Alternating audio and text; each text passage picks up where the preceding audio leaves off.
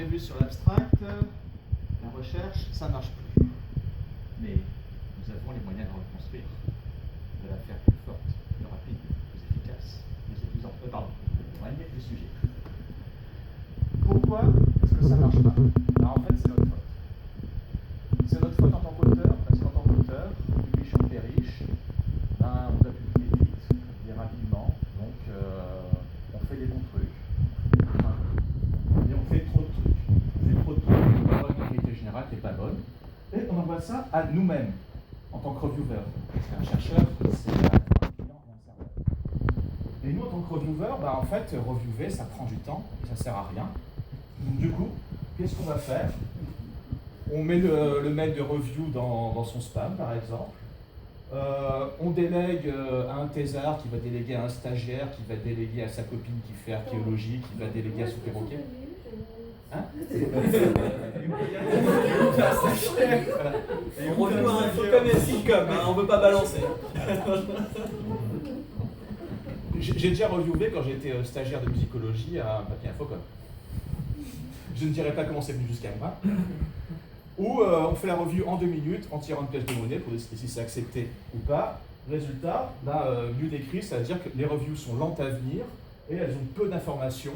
En gros, on ne sait pas trop quoi en faire. Résultat, on doit resoumettre des bons papiers, on a des papiers merdiques qui sont acceptés, et ça continue. À l'arrivée, on perd du temps et on a une qualité générale de la recherche qui se dégrade. Bon. Mais en fait, on peut reconstruire ça en revenant aux fondamentaux qui est jugement par les pairs, ok, peer review, ça sera les fondamentaux de la recherche, mais est-ce qu'à partir de là, on ne peut pas rebooter le truc?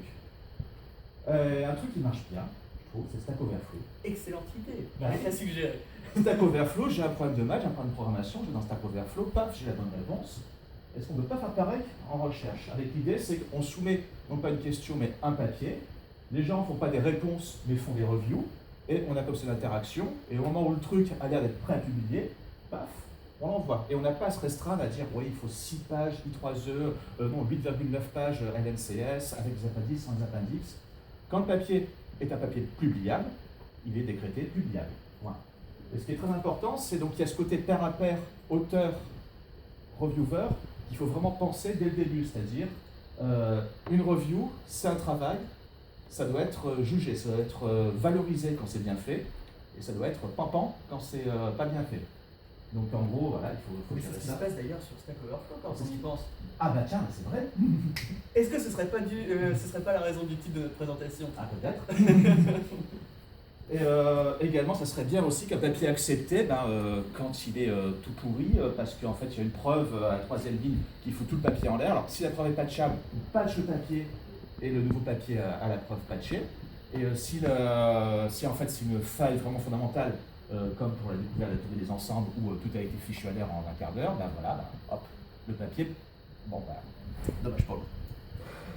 Ce qui est important, c'est que nous, au Lynx, nous avons la technologie. Je veux dire, j'ai entendu plein d'exposés de gens qui font de la théorie des jeux, qui font du matching, qui font du clustering, du machine learning, théorie des votes, théorie anti-fortat, du donnant-donnant.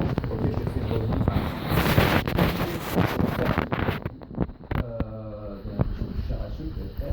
Les problèmes de manipulation, bien sûr, ça existe déjà dans la recherche, il faudrait classique faire en sorte que ce soit le moins manipulable possible dans tous les principes.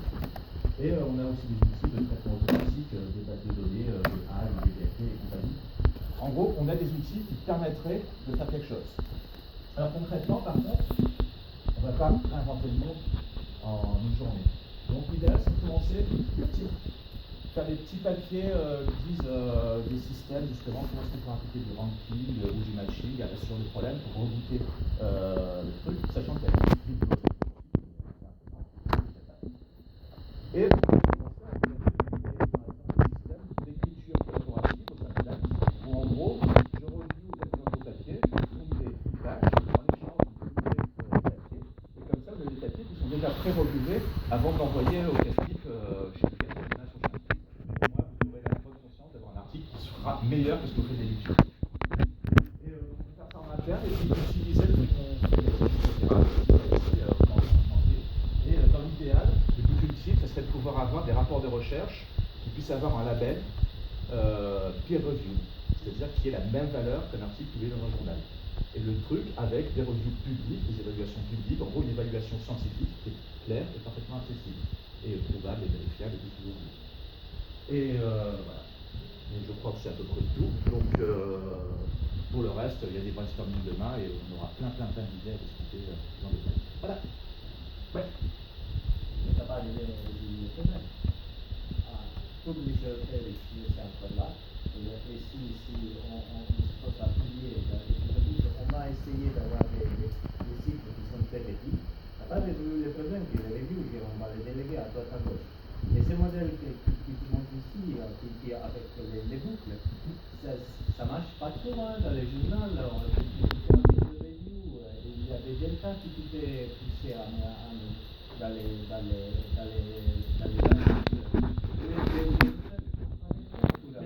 Est-ce qu'on est d'accord qu'il y a deux bottlenecks qui sont ici et ici?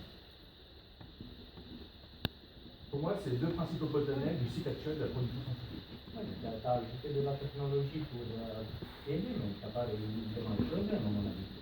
Déjà, si tu motives le reviewer, si le fait d'être un bon reviewer, c'est quelque chose qui est valorisé sur ton dossier. Et tu les motives avec plusieurs boucles dans les retours. Regarde comment fonctionne Stack Non, mais Overflow. ce qui est bien de l'exposer, c'est que ça a lancé ce débat, donc je vous propose que vous le continuez offline et on revient demain. Donc il nous reste un exposé, celui d'Eitan